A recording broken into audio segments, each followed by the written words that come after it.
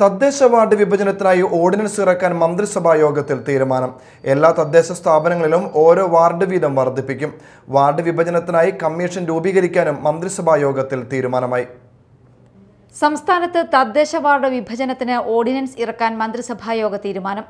സംസ്ഥാന തെരഞ്ഞെടുപ്പ് കമ്മീഷണറുടെ നേതൃത്വത്തിൽ പ്രത്യേക കമ്മീഷൻ രൂപീകരിക്കും. 1200 വാർഡുകൾ അധികം വരും. കൂടിയാലോചനയില്ലാത്ത തീരുമാനമെന്ന വിമർശനം പ്രതിപക്ഷത്തിനുണ്ട്. ജനസംഖ്യാനുപാതികമായുള്ള വാർഡ് വിഭജനമാണ് ഉദ്ദേശിക്കുന്നത്. 2011 സെൻസസ് അനുസരിച്ച് വാർഡുകൾ പുനഃക്രമീകരിക്കാനാണ് തീരുമാനം.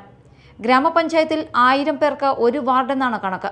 941 പഞ്ചായത്തുകളിലും 87 മുനിസിപ്പാലിറ്റികളിലും 6 കോർപ്പറേഷനിലുമായി 1200 വാർഡ് അധികം വരും.